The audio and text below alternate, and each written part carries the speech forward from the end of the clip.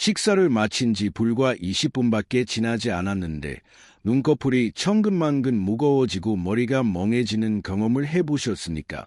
혹은 한밤중에 목이 타는 듯한 갈증을 느끼거나 식사를 충분히 했음에도 금세 허기가 져서 빵이나 떡 같은 탄수화물을 찾게 되는 경우도 있을 겁니다. 많은 분들이 이러한 증상을 단순히 나이가 들어서 생기는 체력 저하나 노화의 자연스러운 현상으로 치부하곤 합니다. 하지만 겉보기에 단순해 보이는 이 증상들의 이면에는 50세 이상 한국인 절반 이상이 인지하지 못하고 있는 심각한 문제, 바로 식후 혈당 급상승, 혈당 스파이크, 이 숨어 있습니다.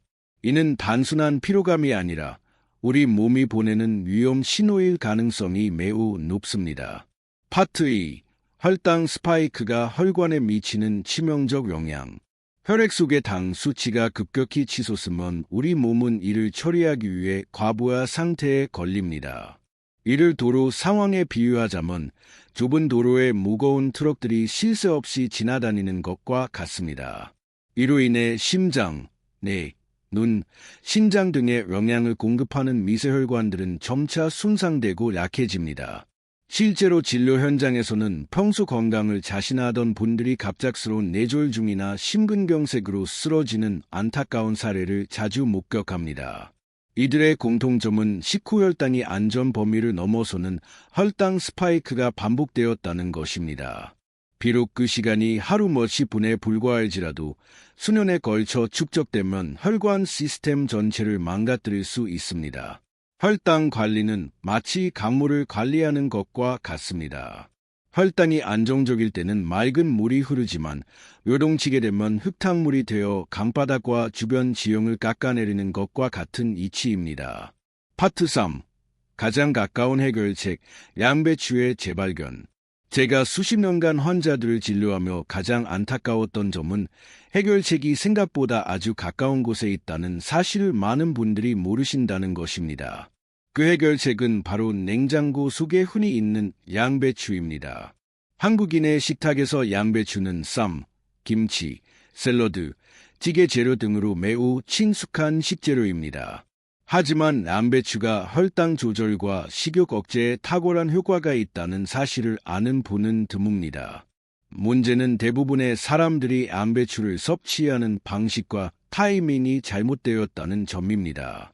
오늘 영상을 끝까지 시청하신다면 식사 전 단 한 가지 행동의 변화가 노년 건강에 얼마나 큰 영향을 미치는지 알게 되실 겁니다. 본격적인 내용에 앞서 건강 정보를 꾸준히 받아보시려면 구독과 좋아요를 부탁드립니다. 또한 한국식 식단에 맞춘 혈당 관리법이 궁금하시다면 댓글에 숫자 1분을 남겨주세요. 여러분의 반응은 영상 제작에 큰 힘이 됩니다. 파트 4. 생양배추와 혈당 조절의 임상적 근거. 저는 대학병원에서 30년 넘게 근무해온 전문의 최우진입니다. 오랜 기간 환자들을 지켜보며 느낀 점은 중증 질환보다 더 무서운 것이 소리 없이 다가오는 만성혈당 문제와 이로 인한 피로, 소화장애, 체중 증가라는 것입니다. 많은 환자분들이 몸이 예전 같지 않다며 극단적인 식단 조절을 시도하지만 실패하는 경우가 많습니다. 어느 날 영양대사를 연구하는 동료 이정현 박사와의 대화 중 흥미로운 사실을 알게 되었습니다. 당뇨 환자들 대상으로 한 실험에서 식사 전에 생양배추를 소량 섭취했을 때 식후 혈당이 눈에 띄게 감소했다는 결과였습니다. 더욱 놀라운 점은 환자들이 적은 식사량으로도 충분한 포만감을 느꼈다는 것입니다.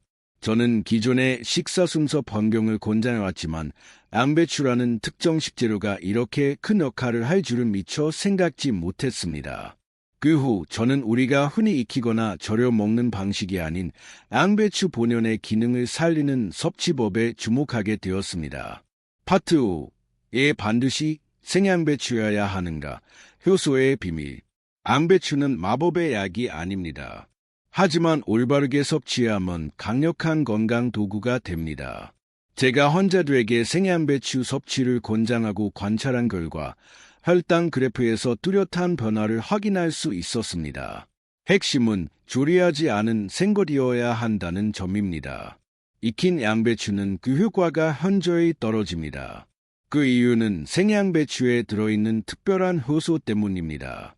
양배추에는 전분 분해를 돕고 탄수화물 흡수를 지연시키는 효소가 함유되어 있습니다. 이 효소는 열에 매우 취약합니다. 따라서 양배추를 삶거나 볶거나 찌개에 넣으면 효소가 파괴됩니다. 또한 김치처럼 소금에 절이는 과정도 채소의 조직을 변형시켜 효소 활성도를 떨어뜨립니다. 김치는 훌륭한 발효식품이지만 즉각적인 식후 혈당 억제라는 측면에서는 생양배추를 따라갈 수 없습니다. 식전에 들어간 생양배추의 효소는 탄수화물이 당으로 변환되는 속도를 늦춰 혈당이 급격히 치솟는 것을 막아줍니다. 파트 6. 식이섬유의 안충작용과 추가적인 이점. 효소뿐만 아니라 생양배추의 수용성 식이섬유는 2장에서 1종의 안충벽을 형성합니다. 탄수화물이 들어오기 전에 이 막이 형성되면 당 흡수 속도가 자연스럽게 조절됩니다. 실제로 이 방법을 일주일간 실천한 환자들은 식후 쏟아지던 졸음이 사라지고 적은 양의 밥으로도 포만감을 느껴 군것질을 줄이게 되었다고 보고했습니다. 혈당 조절 외에도 생양배추에는 글루코시놀레이트라는 성분이 풍부합니다. 이 성분은 체내에서 항산화와 물질로 작용하여 염증을 줄이고 간 기능을 돕습니다. 잦은 회식이나 음주로 간이 지친 중년 남성들에게 특히 유익합니다. 또한 뼈 건강에 필수적인 비타민 K도 풍부하여 골다공증 위험이 높은 한국인의 식단에 훌륭한 보완책이 됩니다. 실제로 무릎 통증 완화에 도움을 받았다는 환자분들의 사례도 적지 않습니다. 파트 7. 환자 사례를 통해 본 변화. 연구를 거듭할수록 저는 양배추를 단순한 반찬이 아닌 혈당 관리의 핵심 파트너로 인식하게 되었습니다. 강남에서 근무하는 40대 직장인 환자의 사례가 기억납니다. 그는 잦은 야근과 회식으로 식후 혈당이 항상 높았고 만성 피로에 시달렸습니다. 처음에 제가 식전 생양배추 섭취를 권했을 때 그는 반신반의했습니다. 하지만 2주 후 그는 밝은 표정으로 병원을 다시 찾았습니다. 점심 식사 후 미친 듯이 쏟아지던 잠이 사라졌고 밤에 갈증 때문에 깨는 일도 없어졌다는 것이었습니다. 이처럼 식단의 사소한 변화가 우리 몸에는 놀라운 나비 효과를 불러일으킬 수 있습니다. 약물에 의존하기 전에 식생활의 작은 교정만으로도 삶의 질이 달라질 수 있음을 보여주는 사례입니다. 파트 8. 올바른 섭취 방법 예고 및 결론. 물론 앞서 말씀드렸듯 양배추는 질병을 치료하는 의약품이 아닙니다. 우리 몸이 스스로 혈당을 잘 관리할 수 있도록 돕는 조력자 역할을 할 뿐입니다. 중요한 것은 언제, 얼마나, 어떻게 먹느냐입니다. 무작정 많이 먹는다고 좋은 것이 아니라 정확한 타이밍과 방법이 효과를 좌우합니다. 저는 환자들이 부담 없이 따라할 수 있도록 단계별 섭취법을 지도하고 있습니다. 한국인의 바쁜 생활 패턴 속에서도 누구나 쉽게 실천할 수 있는 방법이어라 꾸준히 지속할 수 있기 때문입니다. 다음 파트에서는 제가 수많은 임상 사례를 통해 검증한 2장의 부담을 주지 않으면서 전분 흡수를 효과적으로 늦추는 식전 생양배추 섭취의 구체적인 순서와 요령에 대해 자세히 설명해 드리겠습니다. 이 작은 습관이 여러분이 기다려온 건강한 변화의 시작점이 될 것입니다. 제공해 주신 스크립트의 후반부 내용을 바탕으로 앞선 파트와 이어지도록 전문적이고 체계적인 스크립트로 재구성했습니다. 스크립트 제목, 식사 전 이것 하나로 혈당 스파이크와 만성 피로를 잡는 법 2편. 파트 1. 최적의 섭취량과 식감의 중요성. 그렇다면 구체적으로 얼마나 먹어야 할까요? 제가 추천하는 가장 적당한 양은 약 200g, 중간 크기 양배추의 4분의 1 또는 5분의 1 정도입니다. 이 정도 양이면 위장 내에서 충분한 식이섬유 안충층을 형성하고 전분 분해 효소를 활성화하면서도 속이 더부룩한 불편함은 피할 수 있습니다. 처음 생양배추를 식전에 드시라고 하면 많은 분들이 맛이 밋밋하거나 먹기 힘들지 않을까 걱정하십니다. 하지만 실제로 실천해 본 분들은 생양배추 특유의 아삭한 식감이 오히려 머리를 맑게 해주고 식사를 산뜻하게 시작하는 데 도움이 된다고 말씀하십니다. 파트 2. 큼직하게 썰어서 씹어야 하는가? 양배추를 손질하는 방식도 매우 중요합니다. 흔히 샐러드처럼 잘게채를 썰기보다는 4-5cm 정도의 큼직한 조각으로 자르는 것이 훨씬 효과적입니다. 조각이 클수록 우리는 자연스럽게 더 오래, 더 많이 씹게 되기 때문입니다. 이 씹는 과정, 저작 운동은 단순히 음식을 부수는 것 이상의 의미가 있습니다. 오래 씹을수록 침샘에서는 수화효소가 다량 분비되어 입안에서부터 전분 분해가 시작되고 뇌는 음식이 들어온다는 신호를 명확히 인식하여 포만감을 조절합니다. 무엇보다 믹서에 갈거나 너무 잘게 다지면 핵심인 효소가 파괴되기 쉽습니다. 간혹 갈아서 마시면 안 되냐고 묻는 환자분들이 계시지만 탄수화물 흡수 지연이 목적이라면 씹는 과정 자체가 필수적이므로 권장하지 않습니다. 파트 3. 혈당을 낮추는 한국식 식사 순서. 한국인의 식습관 교정도 필수적입니다. 우리는 보통 밥과 국부터 숟가락이 가고 여러 반찬을 한 번에 먹는 경향이 있습니다. 하지만 혈당 관리를 위해서는 이 순서를 완전히 재배치해야 합니다. 제가 환자들에게 처방하는 순서는 다음과 같습니다. 첫째, 식사 시작 후 10분 동안은 생양배추를 천천히 씹어 먹습니다. 둘째, 그 다음 나물, 두부, 버섯 등 식이섬유와 식물성 단백질 반찬을 섭취합니다. 셋째, 어느 정도 허기가 가시면 고기, 생선 등 메인 단백질을 먹습니다. 넷째, 마지막으로 밥이나 면 같은 탄수화물을 섭취합니다. 이때는 이미 배가 어느 정도 차 있기 때문에 소량만 먹어도 충분합니다.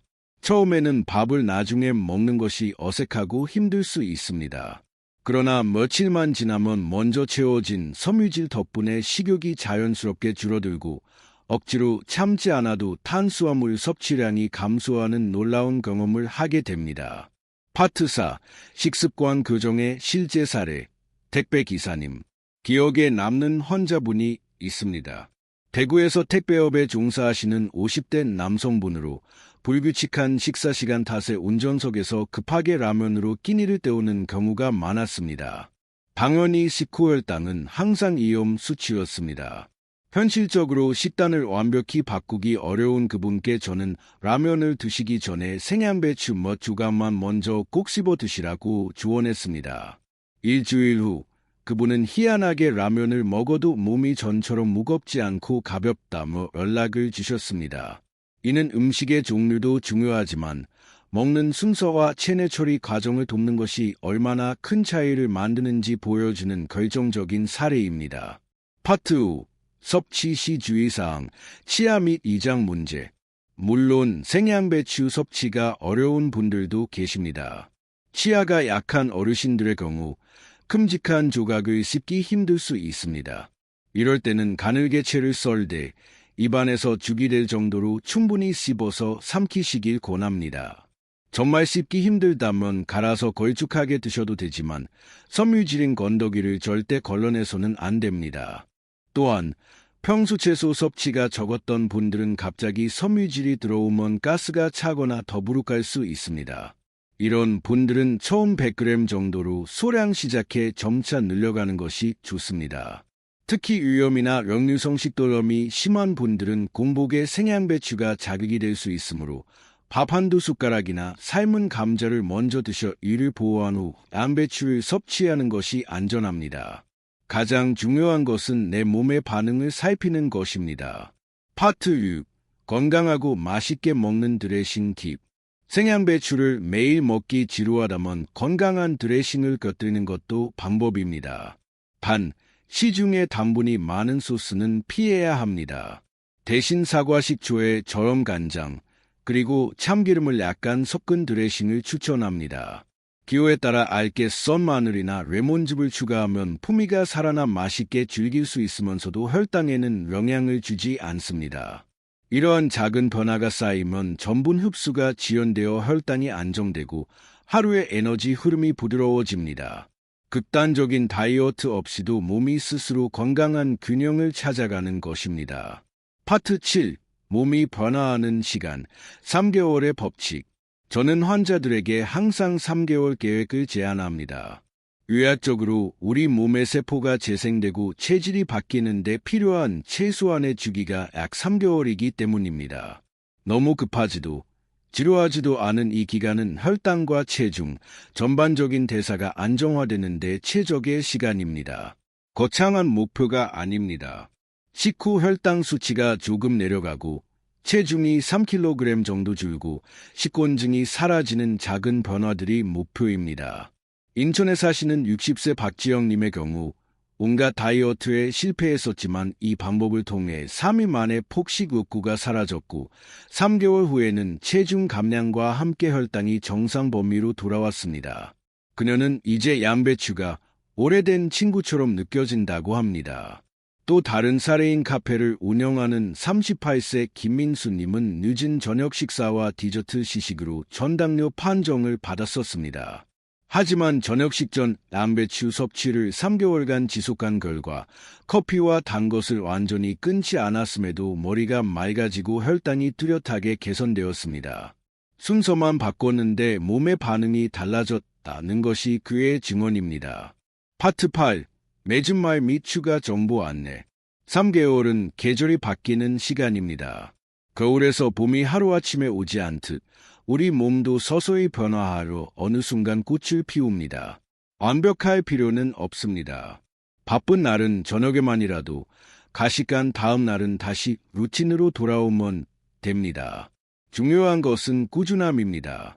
이 방법은 의학적 치료를 대신할 수는 없지만 췌장과 혈관의 부담을 덜어주는 가장 강력한 보조수단임은 확실합니다. 식후 피곤함이 사라지고 밤중에 목이 말라 깨는 일이 없어졌다는 환자분들의 고백이 여러분의 이야기가 되기를 바랍니다. 오늘 귀한 시간을 내어 자신의 건강을 돌보신 여러분께 감사드립니다. 작은 실천이 삶을 더 가볍고 활기차게 만듭니다.